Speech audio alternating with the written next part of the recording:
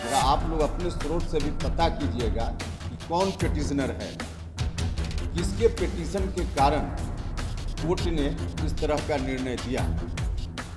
आपको पता चल जाएगा कि भारतीय जनता पार्टी का क्या लिंक है उससे। आज रुका है रिजर्वेशन,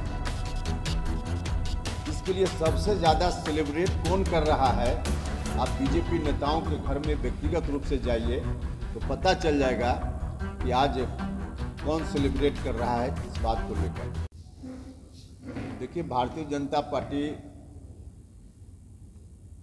का दो चेहरा है। एक चेहरा जिसकी चर्चा राष्ट्रीय अध्यक्ष जी ने की, आरक्षण विरोधी चेहरा, जिसको अंदर छुपाए रहते हैं और बाहर लोगों के बीच दूसरा चेहरा लाते हैं और कोशिश करते हैं कि लोग उनके बाहर वाले चेहरे पर भरोसा कर लें। जोर जोर से बोलते हैं कि आरक्षण के हम समर्थक हैं। अभी जो कुछ भी परिस्थिति बनी, चुनाव की प्रक्रिया चल रही थी, कुछ ही दिनों के बाद मतदान होना था। जिस कारण से यह मामला उलझा, उसके कारणों में जरा जाइए।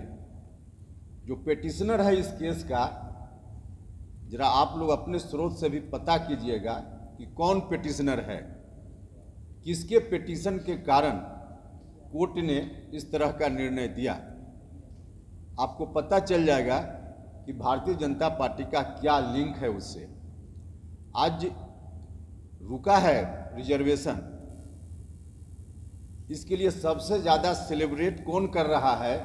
आप बीजेपी नेताओं के घर में व्यक्तिगत रूप से जाइए तो पता चल जाएगा कि आज कौन सेलिब्रेट कर रहा है इस बात को लेकर। हिटलर जिस तरह से कहता था कि किसी एक झूठ को 100 बार बोलो तो सच दिखेगा, इसी थ्योरी पर बीजेपी के लोग चलते हैं। बार बार किसी बात को, झूठ को भी इतनी बार बोलो कि लोग सच समझने लगें। लेकिन मुगालते में हैं लोग, बिहार के लोग और देश के लोग अब उनके झूठ में नहीं आने वाले। दूसरी चीज़ कि भारतीय जनता पार्टी का रवैया पुराना है, जिसकी चर्चा राष्ट्रीय अध्यक्ष जी कर रहे थे कि आरएसएस के नेता ने क्या कहा है रिजर्वेशन के बारे में। कुल मिलाजुलाकर उनकी कोशिश है, सिर्फ बिहार की यह अकेली घटना आरक्षण को रोकने की कोशिश नहीं है, बल्कि देश भर में ऐसी घटनाएं हो रही और इन तमाम घटनाओं के पीछे भारतीय जनता पार्टी खड़ी होती है। और उनका प्रयास है कि धीरे धीरे उलझाते उलझाते जो 27% ओबीसी का आरक्षण केंद्र सरकार की नौकरियों में है, उसको भी किसी तरह से हम उलझा दें और कोर्ट के माध्यम से उसकी समीक्षा का भी रास्ता निकाल दें।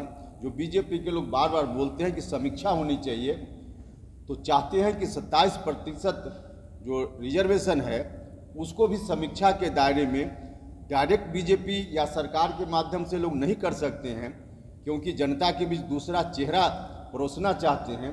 तो कोर्ट के माध्यम से इन चीज़ों को उलझाने की उनकी कोशिश है। आप इसकी मूल में जाइएगा, जड़ में जाइएगा कि जिस ट्रिपल टेस्ट की बात हो रही है, आयोग बनाने की बात हो रही है, उस बात की शुरुआत कैसे हुई। देखिए, उस बात की शुरुआत के पीछे 50% जिसकी चर्चा राष्ट्रीय अध्यक्ष ने की कि उसकी सीमा नहीं पार होनी चाहिए, उसमें तो स्पष्ट है कि 50% से नीचे है यहाँ।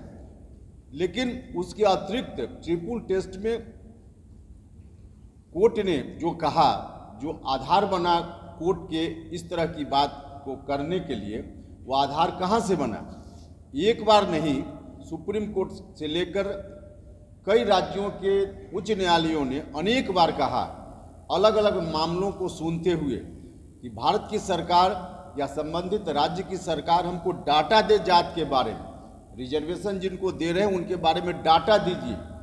डाटा इनके पास नहीं है, नया फ्रेश डाटा नहीं है, फ्रेश डाटा जुटाना नहीं चाहते हैं और इसके पीछे भी इनकी मंशा साफ नहीं है, वरना डाटा लोग जुटाते। और फ्रेश डाटा नहीं होने के कारण ही कोर्ट के सामने यह गुंजाइश बनी कि कोर्ट ने चाहे महाराष्ट्र का मामला हो, मध्य प्रदेश का मामला हो और अभी यहाँ या दूसरे राज्यों में कोर्ट ने ट्रिपल टेस्ट में कहा कि पिछड़ेपन का आंकड़ा लाइए, इसलिए कोर्ट ने एक नई व्यवस्था दे दी।